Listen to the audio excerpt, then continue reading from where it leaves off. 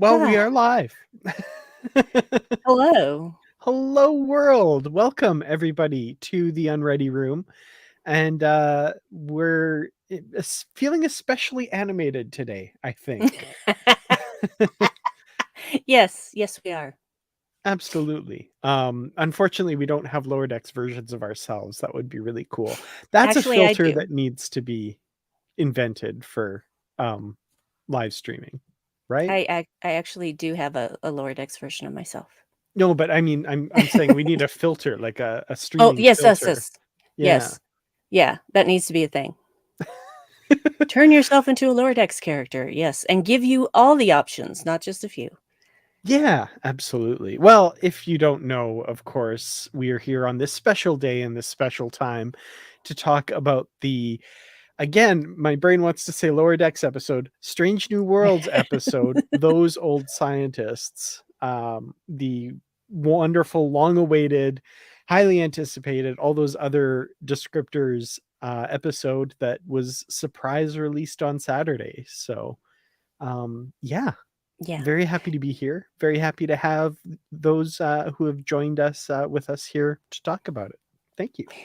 Yes, thank you. And of course, Dan and I actually knew that the episode was going to be out today or that day on Saturday, but we couldn't tell anybody. So we just had to pretend like, oh, yeah, this was our show. And thanks. And we'll see you next week sometime.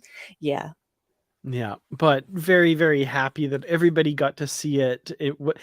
So many times people were posting like they were so mad that SDCC was getting it, but we weren't, and I was just like I have teeth marks in my tongue from yeah. Hmm. I couldn't say anything, but Yeah. it all worked out. Well, the thing is, I think that it would have been a bad idea for them to show it at San Diego Comic-Con and not release it to everybody else because, number 1, that convention hall would have been completely packed. Number 2, there is no way you can guarantee that nobody's gonna spoil this episode. Mhm. I mean, you can Absolutely. tell them, "Hey, no, you can't say anything about it," but you know people are gonna go out there and spoil things. So, there we go. Yeah, for sure.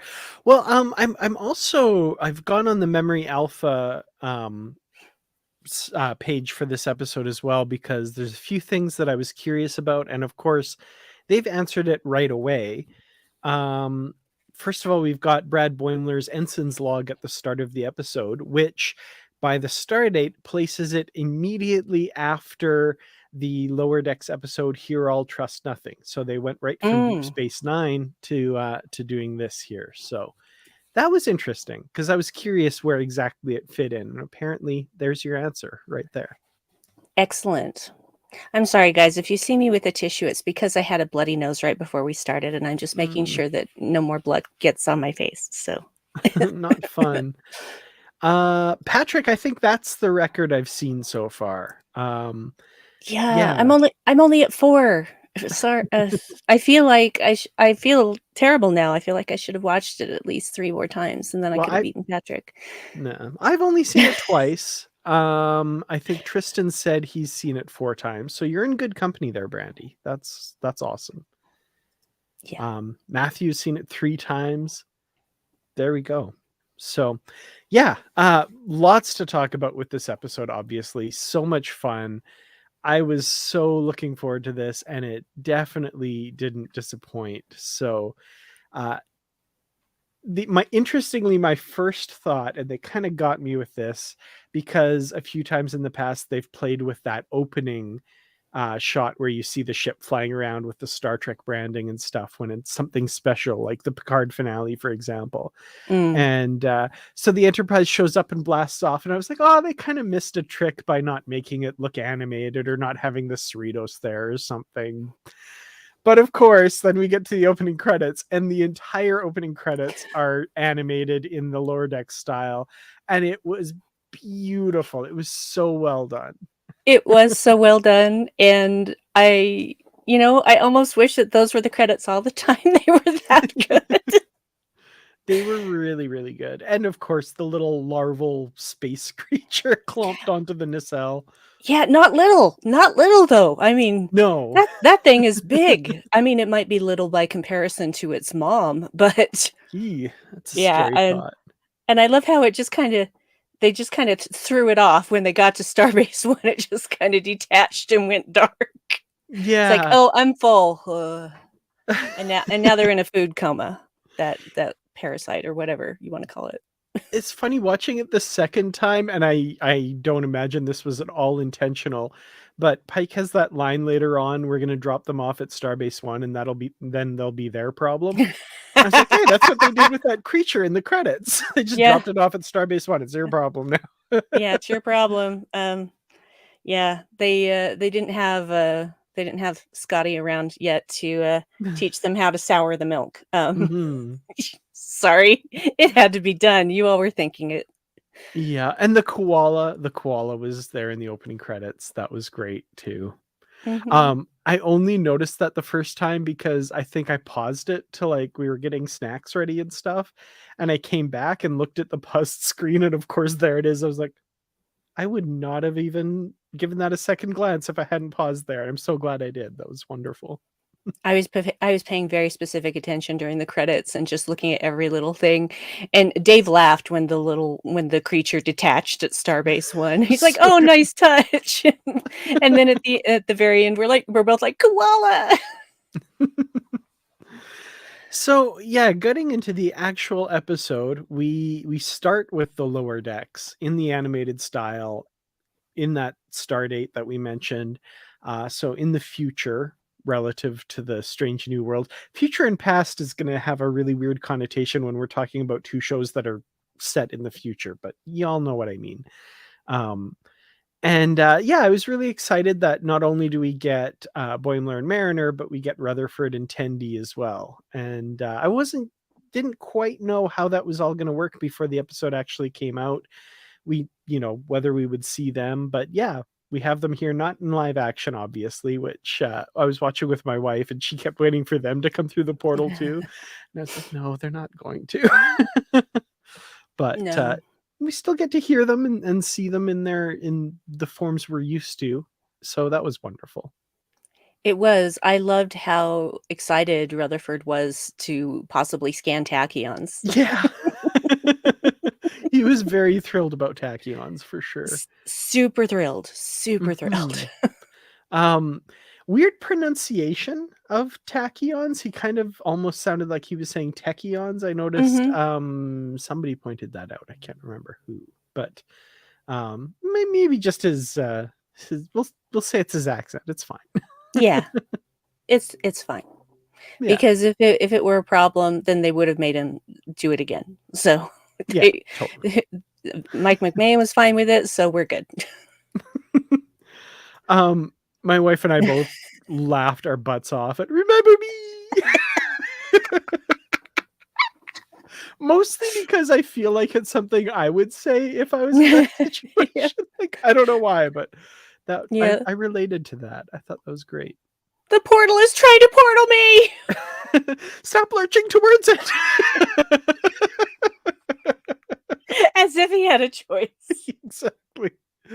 That's, Oh man. that's your typical unhelpful thing when you don't know what to do. Don't say the obvious, Mhm. because this person, if they were able to do what you're saying that they should do, they would have done it by now, Mariner. Definitely. So yeah, that's when we get, like we said, Bortle is pulled through the Poimler. I don't know what I was gonna say there, but Boimler You did was pulled through the Brandy. portal. You did Brandy for sure. Oof. It's been a long day, folks. I'm Mm, tired, but so enthusiastic to talk about this. So I'm probably gonna yes. trip over all of my words.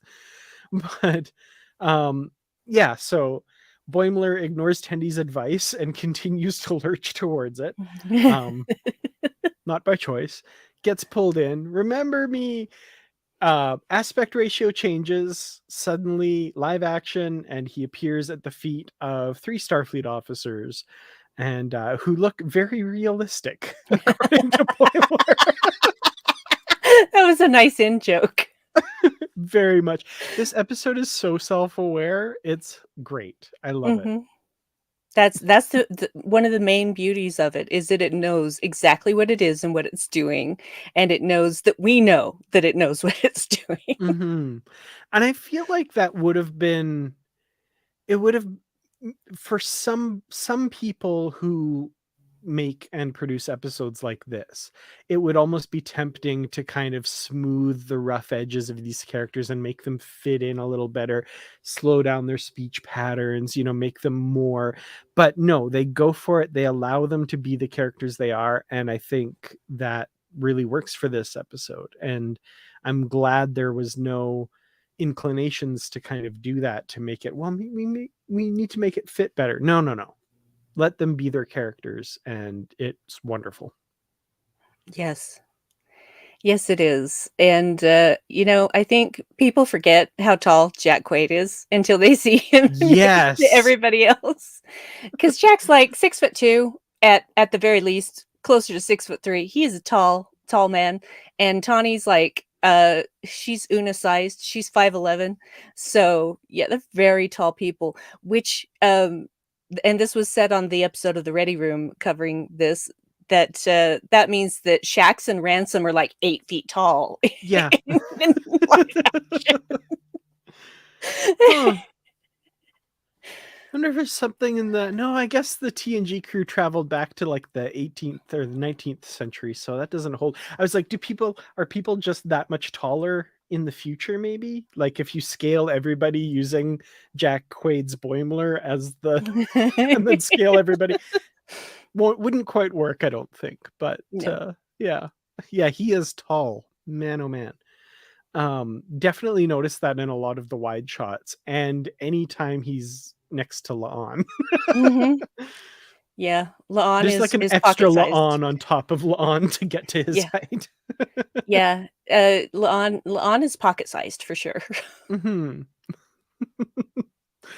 Oh, there's, okay, the one-liners, we'll get to as many as we can because they're so great in this episode. But yeah, the portals him. We've got him stuck in the present, I guess. The president of S&W, yeah. Absolutely. And first of all, his like trying to cover the fact that he's a time traveler. He's like, what's the star date? 1273.4 or whatever. And he's like, oh, 5 digits, a totally normal length for a star date today. They're like, we know you're a time travel. You don't need to do whatever it is you're trying to do. And he's like, oh, thank God. I love the way that La'an is just glaring at him through that entire thing. La'an has some moments in this episode where, like, if you were watching Pike in the background of the episode Charades, you should be watching La'an in the background of this episode. Um, like, all of this part, there's the part where later on she finds Mariner and Boimler in the shuttle, and like her stiff militaristic bearing when she brings them by, and then the staff meeting later where she's just like, they mention grapplers and she says she loves grapplers, and then for the rest of the meeting she's just in the background just kind of like staring into space. It's weird and I love it. And maybe she's thinking about grapplers. I think so. Like, I think that's the implication. She's just like, oh, grapplers. It makes me wonder though, because we don't know the specific details of her rescue from the Gorn raft, as they called it. Mm-hmm. So maybe when they found her, the ship used grapplers to lock on and pull it in. Maybe that's why she likes That could be. grapplers. I can headcanon anything, y'all. Absolutely. I love this. And Adam, thanks for joining us. I appreciate that. Dan, as a Canadian, you'll appreciate this. When you say the portals him, it just makes me think of No Name Brand. Portals for portaling. Okay, we have a brand in Canada. No Name Brand is actually the name of the brand, and it's plain yellow packaging, and it's got just like the most generic name for whatever it is on the package, which reminds me of when they finally translate writing on the portal too. And it turns out it just says, "This is a time portal." It's a Nausicaa no-name brand time portal. Mhm. That they just left on this place. Uh, Oh, well, the Nausicaans don't have a lot going on upstairs, it seems, and could they're be. bad at dom shot. They are bad at So, Dom Jot, yes. yeah. Well, I mean, when you put bumpers on a pool table, you're not gonna be good at it. This is a time portal. That I don't know why that just took like as much as anything in this episode makes me laugh, that was the hardest. Like, oh yeah, she totally translated. It just says this is a time portal. Yeah, Yeah. I love it. Yeah, so great. Oh man. And yeah, Matthew, the when they talk about his communicator saying it's not just a badge, it's actually a communicator. You just tap it. And like, what? Flipping it open's the best part. So good. He says what we're all thinking. He does. He does that a lot in this episode, and the you know, I feel like that the line that he says when, he's talking about, Boimler and how says, "I feel like I'm just trying to keep a toddler from knocking over all the furniture." And I Mhm. thought, that's probably what it was like to actually have them on set. Right? So that was probably something that Anson thought as well. Well, so we're obviously going to be jumping all over this episode as we've already lost the thread as far as the like whatever, but um speaking of coming up with things and ad-libbing, my favorite thing that I found out was when Boimler mounts the saddle and says Riker. Riker. That was an ad lib Mhm. made especially funny by the fact that Jonathan Frakes is directing in Yeah. this episode. So that was wonderful. Yep. Jack's just like, "You can't not. You can't not do Right? that."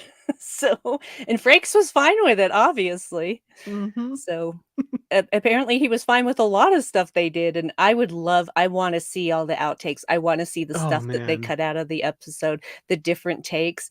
That better be on the Blu-ray, y'all. There better be one special feature just specifically devoted to episode 7's outtakes. Hmm. Absolutely. Um, so yeah, we have Boimler reacting to number one throughout much of this episode, nervously kind of running away or, doing his little Boimler shriek when he sees her and clamming up kind of thing. Turns out he has a poster of number one in his bunk. And on the face of it, what that sounds like, you mean like a pinup poster? And it's like, well, it's a poster that's pinned up. Are we talking about the same thing? And she's like weirded out.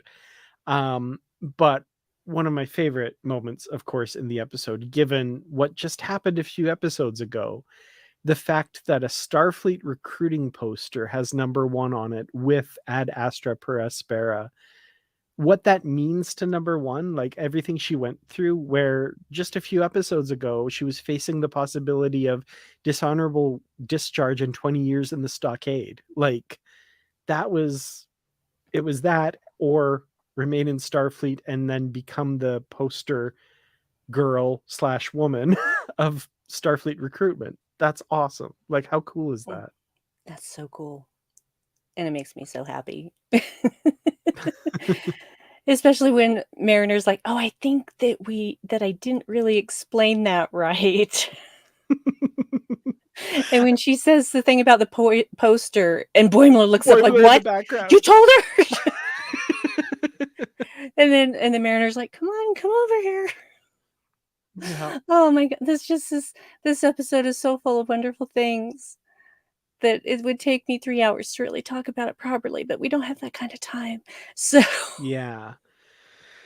The official name of LCARS, or its equivalent in the 23rd century, is SCOMS. comes. We have a name for that now. So the SCOMS interface, I guess. That's Mhm. cool. Yep, and he did not get to touch the buttons. No. No, but as we learned from some background stuff a few weeks ago or a while ago, apparently Tawny Newsome touched all the buttons and broke a few things. And Mhm. was it Jack Quaid was like meticulously noting everything she touched so that like they are their characters. Like I they're the perfect Yeah, people to play these people. they are, and they do such a great job of being their live action selves that, you know, I want more of that. I want them to somehow cross over again in the future. Yeah. I really, really do. Yeah, absolutely. Um the costumes I thought were on point, and we only get to see it for like a moment, but even the soles of Boimler's shoes are red Mhm. and have the Starfleet Delta on them. Yep, I love it. I So good. noticed that immediately. And I know that they had to make his hair darker and the uniform darker because it just didn't work as well in live action. So, which is kind of the way it is, you know, animated features tend to have brighter colors because it's more eye-catching, it's more interesting if it's the style. But when you do that in live action, it looks almost cartoonish. Ha ha ha. So Ah. they had to make the uniforms a darker red. They made Boimler's hair a darker purple. Um, Jack wanted to dye his hair, but it wasn't going to work out with other things that he would have to do. Plus, you can't just dye it once, you have to dye it multiple times to get the color to stay. And so they just went with a wig and then finding a wig that was the right color because if it was too bright, it would look ridiculous. So, Mhm. yeah, a lot of work went into that hair. Yeah.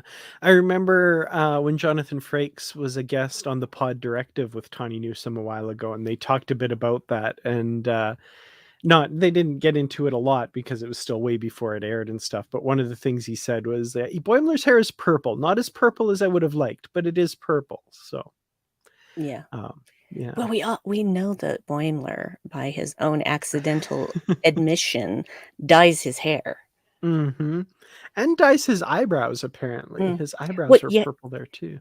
you have to because that's usually how you can tell whether someone has their natural hair color is by their eyebrows. Hmm. So, anyone with blonde hair and dark eyebrows is not a natural blonde. No, of course And to not. be frank, there are very few natural blonde adults anymore because hair like that tends to darken as you get older Hmm. because it just does. So, it's one of those recessive genes that kind of just is weeding itself out of human anatomy, and yet people want that blonde look whether it Yeah. looks good or not. They seem to just want to bleach that hair blonde. So sometimes it looks fine and sometimes it really doesn't. Yeah. Um, so one of my favorite Boimler bits in this, which is again, I've just got to say one of because there's a million of them. All of But them. so on the bridge, when he suggested not you, and then he starts, feeding lines basically. It's like, Mhm. I can still hear you. I just thought the span of the room. I don't know why I was killing myself laughing at that. I just thought So the span of the room. well, and when he's saying that he can track the Orions and he's under that console and just covered, he's like wound up in cables and and he turns it on and it works and he's like still got cables wound around him. And I'm like, yep, that's exactly how it would be. Hmm. That's Boimler. And I didn't notice until the second watching that first shot of him, his leg is like trussed up in the Yep. computer. I'm like, Hmm. oh my goodness. He is wrapped in cables, tangled up in Hmm. cables. But hey, he did what he's like, yeah, you guys can just, you know, I could just do this thing and you guys could just maybe not look. And Una's like, we can't do that. Can Can we? we? No, right. Stand facing away. This is so great. Oh my goodness. Um, this was great too. Talking about Pike's birthday. Well, it wasn't his future. His birthday's holiday. Crap, crap, crap. Do not tell I said that. Okay. We do need to talk about this because, Mm. yes, I totally got that, or at least felt that's kind of what they were getting at. Like Boimler's like, I've read every book about Spock. I've seen everything I know about Spock. They talk about his childhood, his pet Salot, his relationship with his parents. They don't mention anything about this period of him. No, because yeah, you this is the thing that some people can't wrap their minds around, that just because you know a character, or you've experienced a character for 50 years or whatever, how much of that character's life have we actually seen, and why does anything preclude what's happening in Strange New Worlds? Spoiler alert, it doesn't, because Mhm. this is an unexplored era of his life. Everything they've done fits in really nicely with everything that follows after, because they're paying attention. They're not so dumb to not watch TOS and figure out how to make things fit, you know? Mhm. And I love, yeah, Boimler is kind of not in a mean-spirited way, but in a worried way. He's kind of the nitpicky fan that's like, that's not the Spock I know. What's Mhm. going on? Did I screw everything up? Am I, the writers, screwing up continuity? No, they're not. He's not. This is just a period in his life that we haven't seen much about, because sadly, and in this scene, it is absolutely heartbreaking when the realization hits Chapel Mm. that this is a short-lived period of Spock's life, and he is going to go back to the emotionless Spock, and even further into the even more emotionless Spock that we know. Not emotionless, that's shorthand, you know what I mean. Yes. The repressed emotion Spock that we see for much of his life, right? And when we were watching and that hits, and you Mhm. see Chapel's face, and she's so good at emoting this, Nikki and I just looked at each other and went, "Oh no." Yes. Cuz like, even though we knew that, Chapel didn't know that. Mhm. And it's just now occurring to me, what is with this crew and knowing their futures now? Like, Pike knows what's going to happen to him. Chapel knows that their relationship is probably doomed. Like, Spock sussed out that his relationship's probably doomed with Chapel if he does the logical extrapolation of what he was talking about with Boimler. Man, spoilers, guys. Spoilers. Sorry. Anyway. Yeah, it's so good though, because especially that whole thing when they're trying to make heronium and he's telling Spock all this, and Spock's saying, Christine told me about your conversation and saying all these things, and Boimler's like, well, this Spock is, the universe needs this Spock, and Spock is like, but if I let you sway me from the path I'm on right now, that could change the future. And Mm-hmm. so I must logically continue with the path I'm currently on.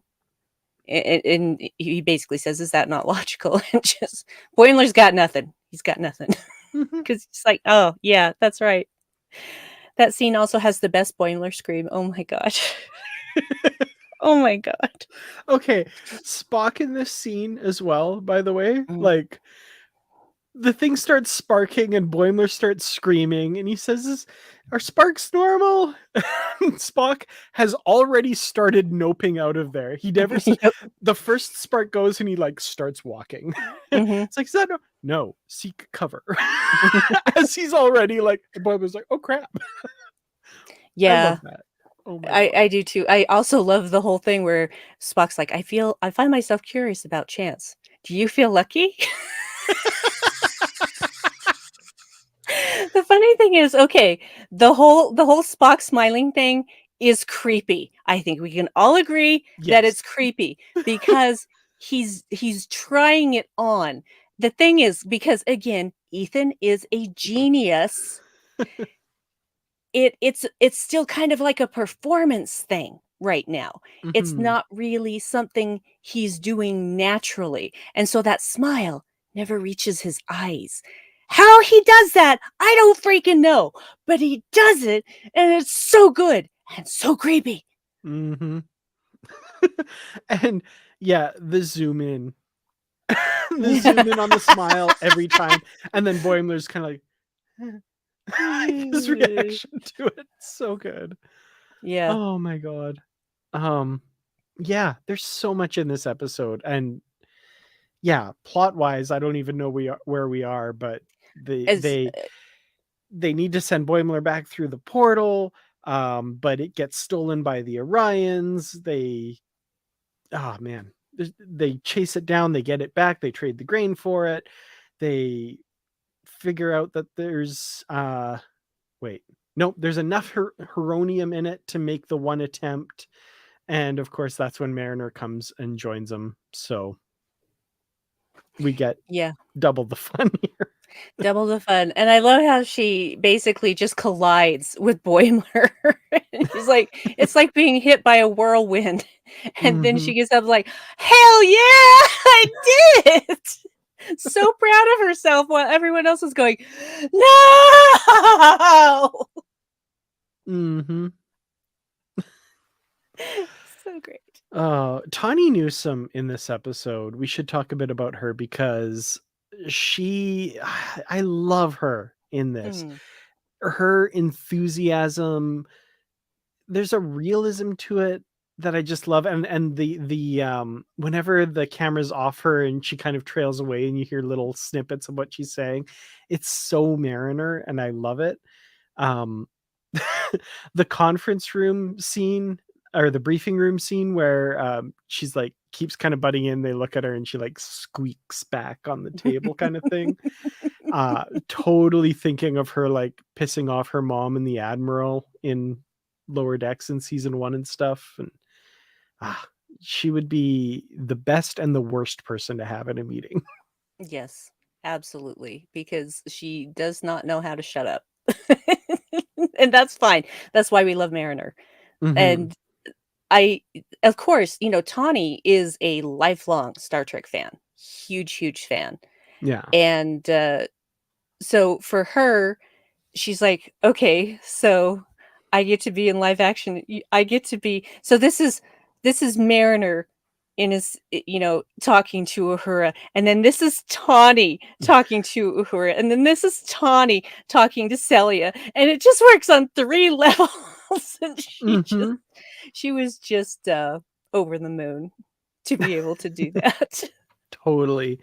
And I mean, you get that they're fans of these people, and it's, yeah, there's that meta thing to it where like she's a huge Trekkie, but her character and Boimler especially are huge fans of the historical characters, um which, like, I kept trying to put myself in the shoes of the Strange New Worlds crew, and like how, like, Uhura articulates it best where she says like, how do you live up to that? Like, how can I Mhm, possibly live up to this image you have of me?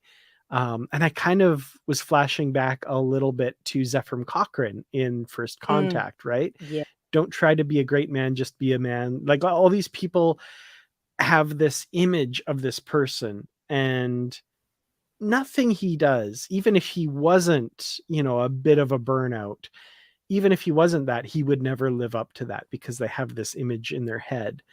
And this crew must be going through that too. And like, the even when, for example, they're talking about Boimler being put in the brig by someone he dressed up as for Halloween, and Mariner says his tree had to contour his jawline and everything, and Pike laughs, and then he like stops himself. He's like, no, no, no, I can't do this. mhm. Even then, like, it's that's got to be tough to be like, you know, what did he say to number one? He's like, what they say about me, or the image they have of me makes me think that maybe my future isn't Isn't as so bad bad. as, yeah, Yeah. interesting. I Yeah. don't know if I have any conclusions here. I'm just like, there's a lot going on, and it's like, how would I feel about that if, someone was like, oh, you're that war hero, Dan Gunther, and I'm like, what?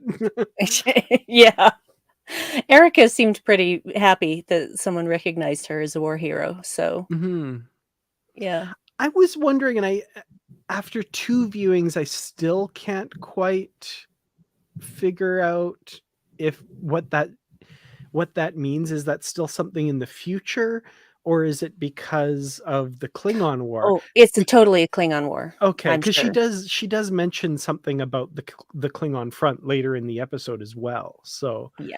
I was like, yeah. So Yeah. she's already a war hero then. So Yes. yeah, she's like, I know it. Yeah, exactly. It's like, glad somebody's recognizing it. Hmm. Okay, that's what I thought, but I wasn't 100% sure. And I was like, okay, what wars are there in the near future? And we know there's a brief Klingon, a second Klingon war that lasts for an episode. Um, Other than that, like war, I mean, there could be a war that we never heard of. We never heard of the Cardassian Wars until years after. So there could be something Yeah. in there too. Well, yeah. Well, that's the thing. Discovery was gone for pretty much the entire Klingon War, so we didn't get to Hmm. see any of that. And I know that there were a lot of people that were like, "We want to see the Klingon War." No, No, I'm you good. don't. You think you do, but you don't, because war is awful. It's ugly. Hmm. It's horrible. You don't want to see that in Star Trek. It was hard enough in Enterprise. Hmm. And I never want to see any war in Star Yeah. Trek. That's not fun for me. That's not what Trek is about for me. Hmm. Yeah, for sure. So, yeah, that's interesting. That I just like the idea of Ortegas. Yeah, I know. Yeah, pretty much. Yeah. Mhm. I did like that. Do they have jetpacks? We have jetpacks. Yeah, but smaller. Smaller. Yeah, makes a difference. Yeah. Okay, yeah, and that whole scene too about them dancing around the issue and Mariner like, dude, shut up. And the fact that Pike knows about that future already, which kind of floors Boimler and Mariner. They're like, Mm. oh, Yeah. that's Well, and interesting. the way that Mariner's miming it is she's like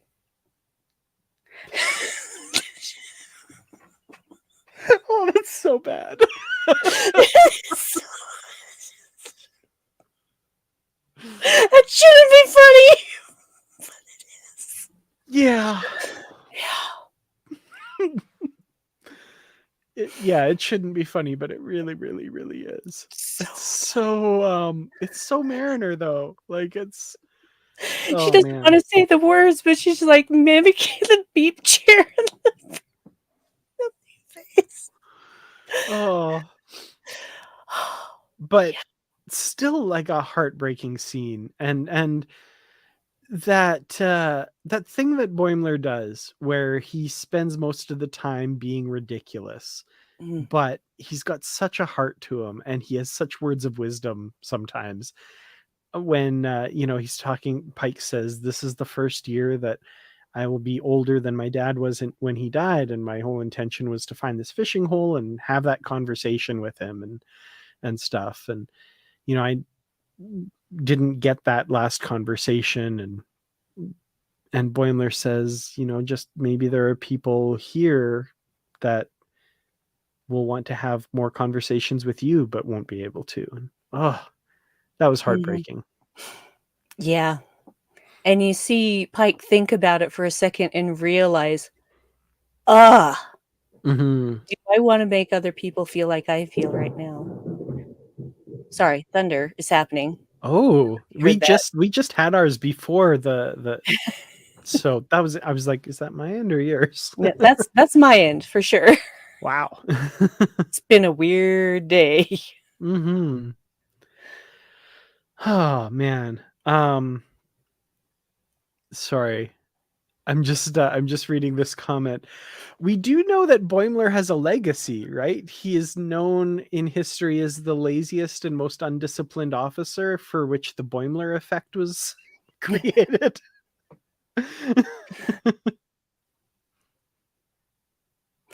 Yeah, But I yeah, do like Mariner. this idea for sure. Yeah, Mariner will bust in and call him lame. Hmm. Yeah. You ran Oh. up to the doors. No, I hated it. It was dumb. So yeah, okay, that was another little bit that we learned. Of course, heronium was used in the construction of the NX-01, and luckily the tradition is to use a piece from the previous ship when building the next ship to carry the name. And so, yeah, they've got a chunk of the NX-01 under the floor in engineering uh, with Pelia. Why are you tearing up my floor? I use that. It is illogical to think you are the only one. Oh my goodness. Yeah. So they're able to synthesize or extract Heronium. heronium from this component and reactivate the thing to be able to send them back. So that's how everything's resolved. Nice, neat, tidy. We'll take it, sure. Um, I also, speaking of the NX-01, I loved the little bit at the beginning where they're like the original, the first well, the second one, but just kind of doing that little bit of a um, whenever they say the original Enterprise or the first Enterprise, after Enterprise came out, we had to like mentally say in the Federation. Mm-hmm. And now they just kind of retconned that a little bit. And well, everybody says original, but it was actually the second. But whatever, you know what I mean. Yeah. Well, and Uhura and Ortega's fangirling about Hoshi and Travis. My heart, Mm-hmm. my heart. I'm like, yes, yes, give Enterprise the love it deserves, y'all. Mm-hmm. And I did love that because, yeah, they sounded like Mariner and Boimler. Like if Uhura showed up on the NX-01 and got to meet Hoshi Sato, she'd be fangirling as well. And, you know, what was, oh yeah, Mayweather was Ortegas's childhood hero. First helmsman of the NX-01. So good. Oh, so good. I love Enterprise love. Y'all know that. Mm-hmm. Absolutely. So yeah, that was a nice little shout out to them. I like that. And I kept wanting, I was hoping at that point, and then of course looking at the time remaining in the episode before they revealed the component was on the Enterprise, is like, oh, are we gonna go to the museum and see the NX-01? But yeah, they wouldn't have had time to Yeah. faff about doing that. But that would have been nice. It would have been lovely, yeah, to go to that Starship Museum that No. that Mariner loves because she paid attention to which panel of the NCC 1701 that bit was installed. And so they didn't have to search that giant ship for this one panel. It's a surprise because she normally doesn't.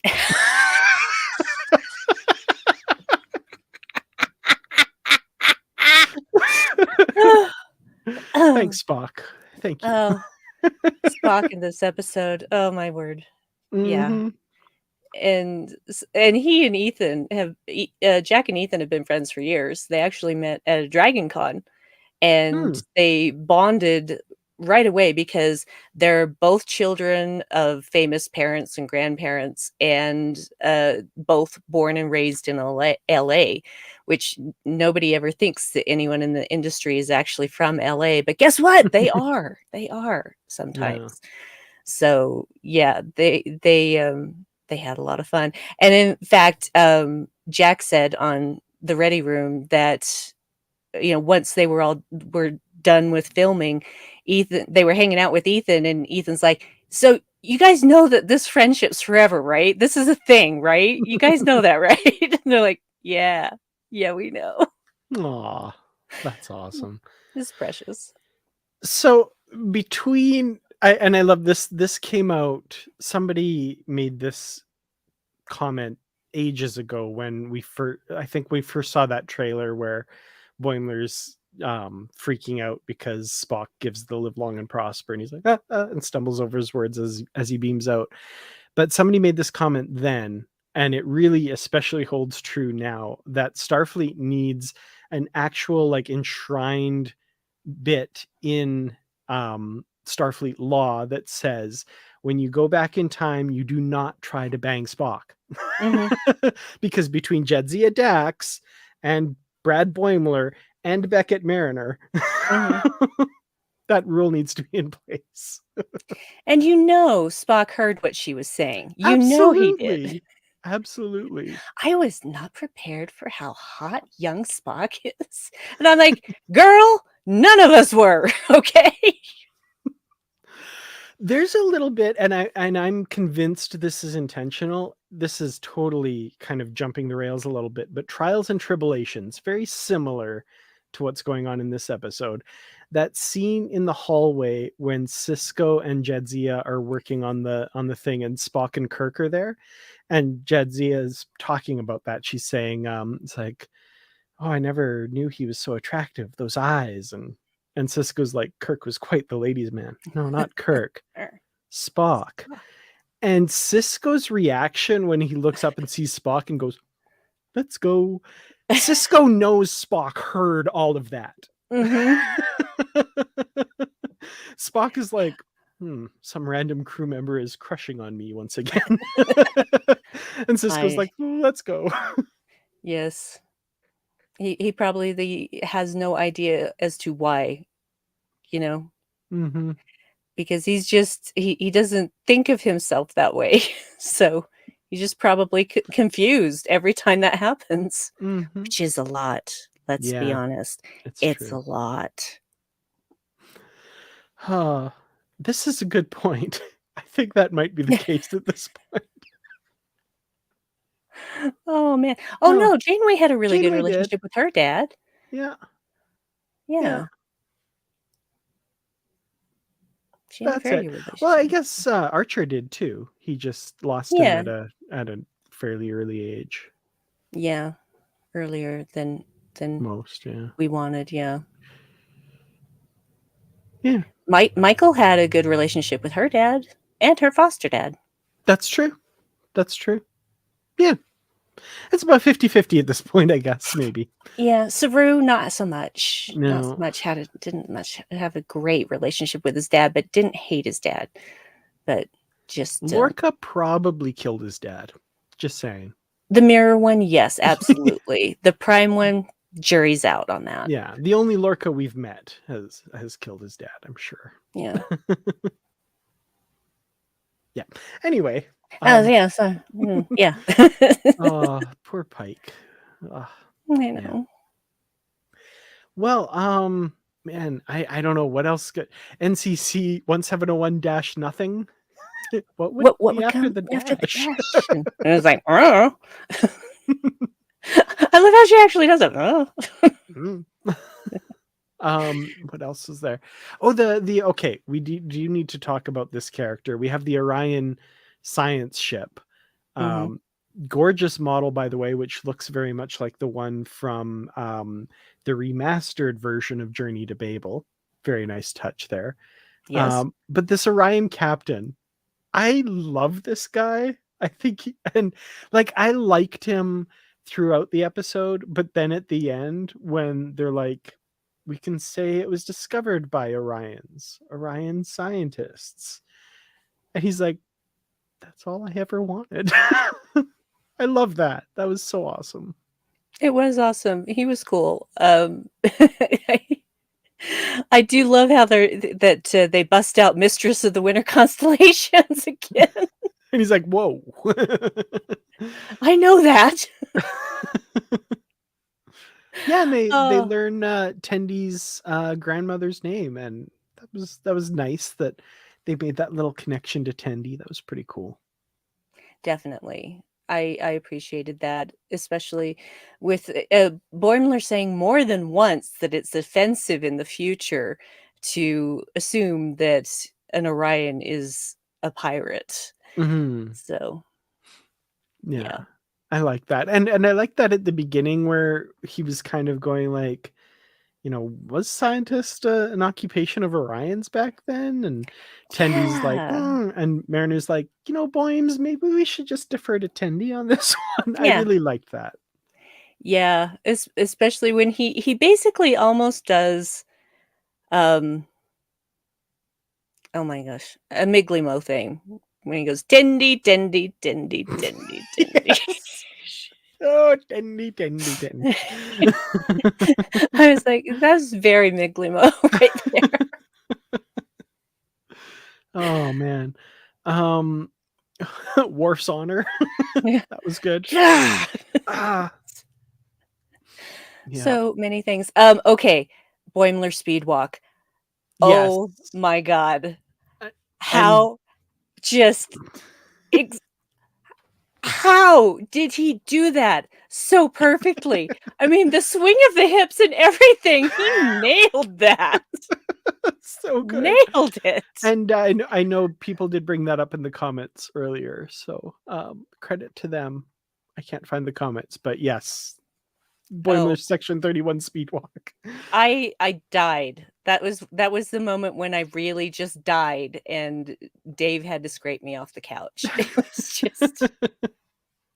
It was so great. Just all these little things, and it was everything I hoped and dreamed from a live action Boimler.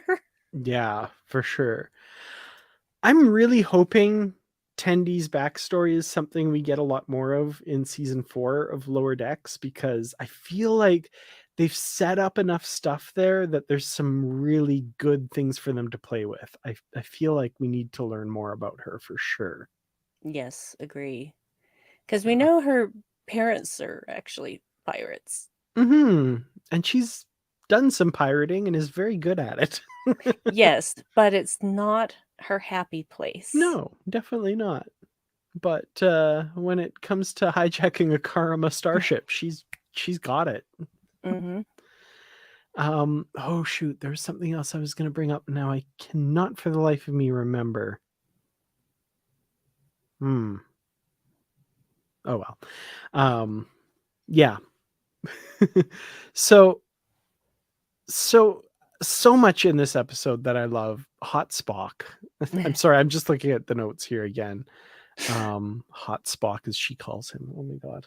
Um, I have been known to say that. oh, yes. Okay. So Boimler, after kind of freaking out and resigned to the fact that he's going to be stuck there, goes to the warp core Mm, because that's his happy place, where he meets Pelia. And her solution is find a time travel device and go back so you didn't screw all this up. I had a brief thought at that moment that they were going to maybe use Pelia's long life somehow to mm, like bring a message to the future, but I guess if that would have worked, that would have already worked. Temporal mechanics gives me a headache, much mm. like Janeway and O'Brien, so I don't know. But I did have a brief thought there that when she's like, I'm a Lanthanite, I've lived for thousands of years, I thought they were going to be like, wait a minute, you can, but who knows, right? Like, I don't know if I'd trust anybody to do something 120 years from now that on a specific, who knows, right? So Well, and after the lecture that, Lon gave him. yeah, he can't reveal. Yeah. So yeah, that would be more butterfly effect than they could handle, I think. So Mhm. okay, one question I had though, when Boimler's sneaking into the shuttle bay to send the message, where are all these shuttles coming and going to? Like I didn't quite understand. There was a shuttle leaving, and then Boimler's hiding from another one that's launching. Like, where are all these shuttles going? That seemed weird to me. I don't know, and I it makes me wonder if there was some kind of context that got edited out for time. Yeah, I don't know. Maybe. Well, Hmm. they were supposed to be on this mission to get this grain to, some Federation colony, and now they don't have the grain. I don't know. Yeah. I got nothing. I got nothing. I'll have to think about this. I'll come up with a headcanon for you later. That's what I was going to mention, by the way. And I just remembered the grain. And so when I first watched this episode, I didn't have the subtitles. I thought they just said triticale, which of course is a real grain, a real one that actually exists, um, developed in Canada, I believe. But that's what quadrotriticale in the original series was based on from the Trouble with Tribbles. But apparently, according to the subtitles, and when I listened more closely the second time, it's tritriticale. So Mhm, it's if quadrotriticale was a four-lobed hybrid grain, this apparently is a three-lobed hybrid grain, I guess.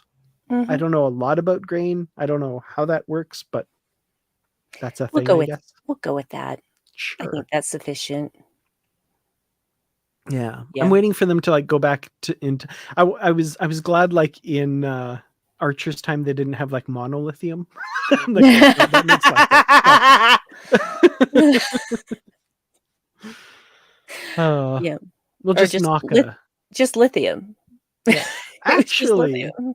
yeah, the first few episodes of the original series, they said that it runs on lithium crystals, but then they're Mhm. like, that's a real thing. Let's call it dilithium. So, Trilithium, yeah, quadrilithium. quinlithium. It gets complicated after 3. It's just, Yeah, yeah, too don't many get started syllables. on sex lithium. That's No. No. yeah, 3 sets of 3 lobes. Mm. Bah. Anyway, So I 9 don't know how lobes? grain works. Yeah, I don't either. Um, Yeah, we'll just let that go. Yeah. yeah. Well, I mean, I'm sure there's stuff that we haven't mentioned. Um, Lon's love of grapplers, that tickles me. I love that. Anything we haven't mentioned?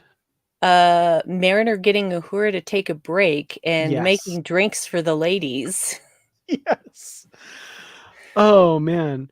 Um yeah, the drinks are wonderful. They didn't have the actual Orion liqueur that um makes them really potent, Mm. but by the end of the episode they do, which leads to that final scene we have, which is the Pike's birthday party.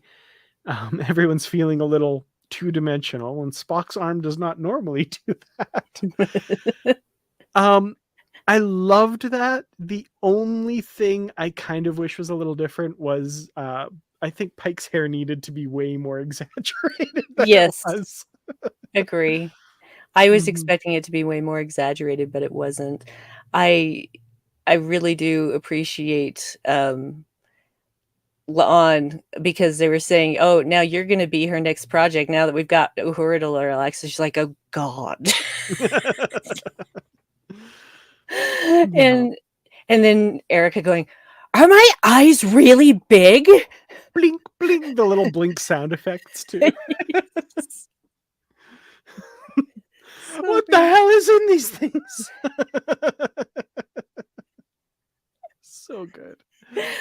Oh, yeah. Spock bendy arms. Yeah. Yeah. Yeah, they Yeah. need to come out with an action figure that does that. I really wish they would. I just wish they would come out with an action figure of current Spock, period. Yeah, that'd be great. That'd be That's nice. Adam, that's exactly what I was thinking. I was like, that needs to be Johnny Bravo levels of hair, and it wasn't quite there. But Yeah, we got there in season 1, but we have not gotten there this season. no, yeah. I love that too. So, Starfleet codes, and she's like, there's a lot in there that let you slack off. And of course, like, Starfleet's a progressive organization. They would be all about workers' rights and stuff. So, yeah, there's got to be a lot of Starfleet codes that if you know your way around them, it's like, according to Starfleet code 17A Alpha Charlie, I need to take the next 3 weeks off. I'm sorry. Yeah, take meal breaks at regular intervals. That's just a Mhm. smart thing generally Yeah, for, peak performance of your people. absolutely. Okay, yes. Thank you for reminding me of all the things I haven't talked about. Um, nobody calls her that, first of all. And then, of course, at the very end, Ransom, numero una, hottest first officer in Starfleet history. Of course, Jerry O'Connell, married to Mhm, Rebecca Romaine. Lovely mhm. little inside thing there. Good stuff. Yes. It was creepy coming from Ransom, bordering on misogyny, but but knowing that that was Jerry doing it, of course, it was adorable. Hmm.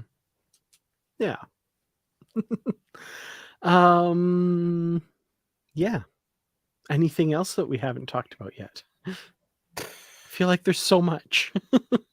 There's just so much, oh, when he's doing his ensign's log in Pike's Ready Room, I guess it is. It's like, Stardate. The The past? past. And he just gets he's like doing this log and then he gets distracted by Pike's saddle. Like, touching this won't change the future, right? Oh. And then he just touches it and it's like, wow. Oh my god. Just I also love it. oh, sorry. No, go I ahead. also loved Pike, when Mariner says like, "Oh, I know linguistics. I'll work with Uhura if that's okay." And Pike's like, "Well, normally it wouldn't be a good idea, but what more damage could you do?" Yeah. I want to Just say totally. no, but Yeah. yeah. Well, Mariner didn't actually do any damage in that regard, so well done, Mariner. Mhm. Whereas Boimler and Spock nearly blew up that entire section of the ship. So Yeah. Yeah, that didn't go so well. yeah, I do love how when it's over and they both lean out just to make sure it's safe. Yeah. Oh, so many good times, so many good moments. It's just perfect from start to finish. Yeah. Oh, so we now know that if they haven't made first contact with them yet, the Federation is at least aware of and has knowledge of the Bajorans and the Cardassians, Indeed. because that's an interesting little piece of history to know. That's cool. Yes. That is cool. It was a lot of fun things on that pad that Uhura was Mhm. looking at. Yeah, I look And forward to doing the frame by frame stuff. yeah, I wanna know what Boimler was doing on that pad when Chapel and Ortega started giving him a crap. Yeah, it's like, but seriously, you should probably erase whatever it was you were doing. Yeah, yeah, and it's his fault that they knew that Pike's birthday was that weekend, I guess. My Mhm. my lights keep flickering, so if you lose me suddenly, Oh. that means that the power went out, but, hopefully yeah. Yeah, just I love this episode so much. I knew I would love it.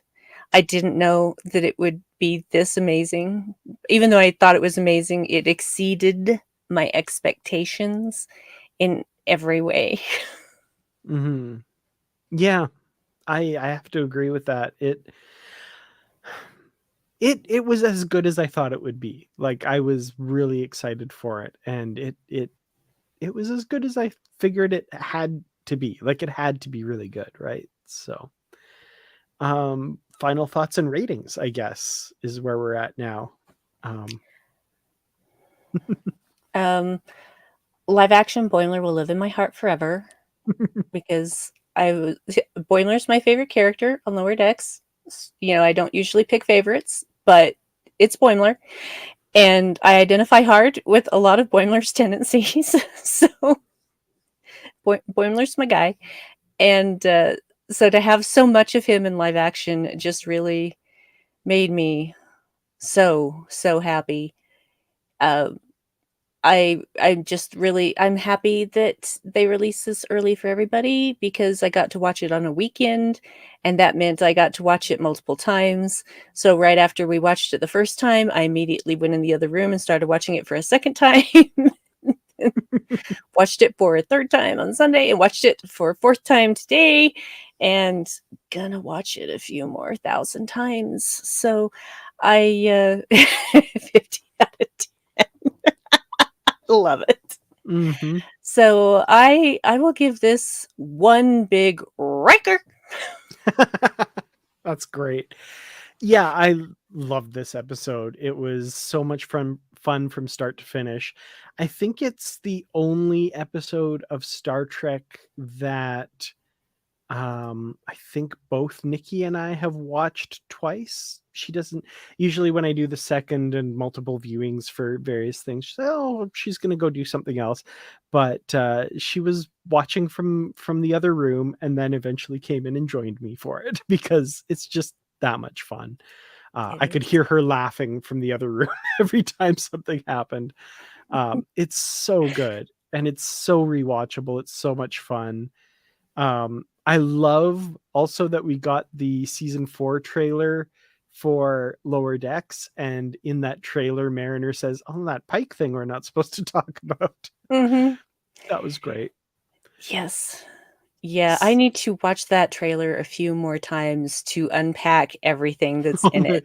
There's so much. Oh my god. So much. Um, the one thing that got spoiled for me from the trailer, and Wellington, I know you don't like trailers, just cover your ears for a second. The Shax and Ransom, of Oh course, my in god. the that was so great. That got spoiled. I saw pictures before I ever saw the trailer. The thing that didn't get spoiled for me was the Ala Moraine I know! thing at the end, which was so good. This was me when I saw that. Yes! That was me. Yes. I did something very similar, maybe a little more internal, but it was very similar.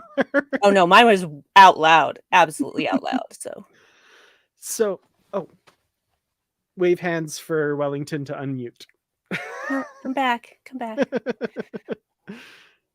Um, so my rating for this episode has to be one round of Orion Hurricanes with real Orion Delac in it. So Yes. Appropriate, yes. I haven't seen a rating that is less than 100%, and I've seen several that are more than 100%. So I think the jury has come back with a verdict of awesome for this Mhm. episode. So that's good to see. Yes. Yeah. Agreed.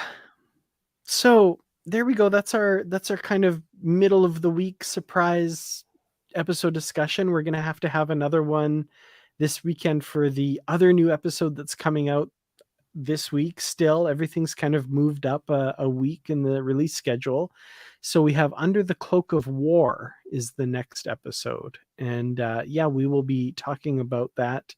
I'm thinking it'll have to be next Saturday at noon Eastern again, if that time worked for people this last weekend. I hope that works again.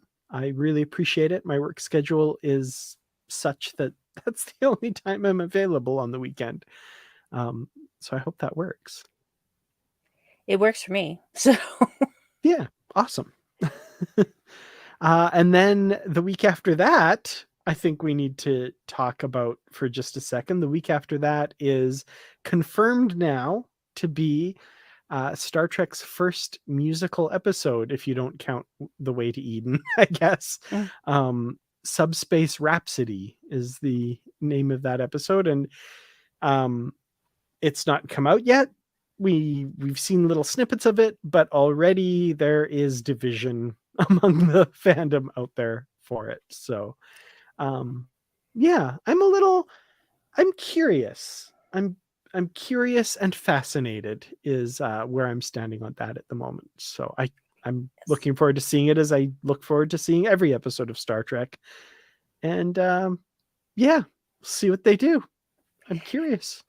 I feel like they could only do this on Lower Decks or Strange New Worlds, frankly, Mm. because I just don't think it would work with any other of the crew. So, um, yeah, and honestly, I know that there have been musical episodes of a lot of television series. I have not seen most of them. The 2 most memorable for me were, of course, from Buffy the Vampire Slayer, Once More with Feeling. And then there was a Flash Supergirl crossover that had, I'm pretty sure that was Mr. Mixoplex that made Mhm. that happen, which was also really amazing. And that's when I fell deeply in love with Jeremy Jordan, because I had no idea that he could sing. Anyway, so I am curious. I know that there are many people in the cast that sing, so I am willing to see how this goes. Yep, 'Cause absolutely. it can either be really wow and fascinating, or it could be a complete train wreck, but I'm pretty sure either way I'm gonna enjoy it. Yes.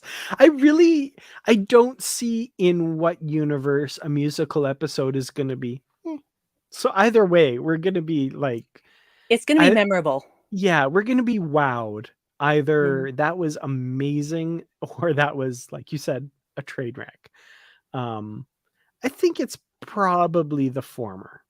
I don't I think it's gonna be a train wreck, but I don't either. I don't either. Because I can't really, wait either way. I think they've earned my trust at this point, you know? That's the thing, yeah. Like, if this was announced for, like, middle of season 1, I'd be like, "Excuse me?" Mhm.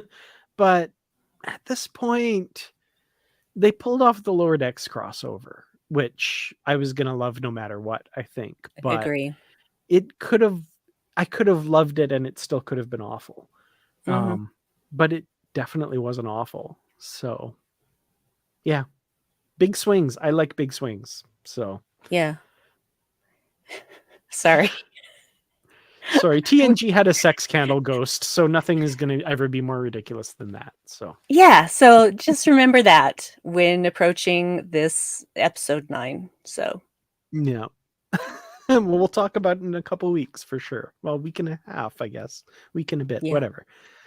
But yeah, so Brandi, where can people find you when you're not here in the Unready Room? I'm so sorry. I had to work No. today. Yeah, it was so hard to work today because it was a state holiday and there was actually not a whole lot to do, but Uh, um yeah, you can find me on Twitter at Brandywine12. You can find me on Mastodon at Brandywine at ravenation.club. You can find me on Instagram as Brandy Jackola. Boldly Go, Star Trek Strange New World podcast is going to be delayed because my host for this particular episode that, is about this episode, episode 7, my co-host forgot to pack his microphone and laptop oh no. when he went to a new destination, and so it's probably going to be um, several days late, and that's fine.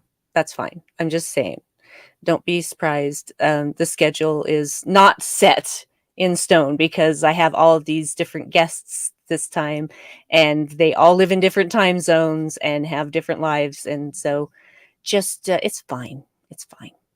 Mm, yeah. Well, yeah, you can find me on this channel. That's kind of the biggest thing. Hit subscribe if you haven't already. Just to stay up to date as to when new videos are coming out and when we're going live. I know the time tends to jump around a little bit, especially when Paramount drops a new episode on a day that they don't normally do it. So, glad to see that people found us and turned out for this as well, though. So, thank you so much.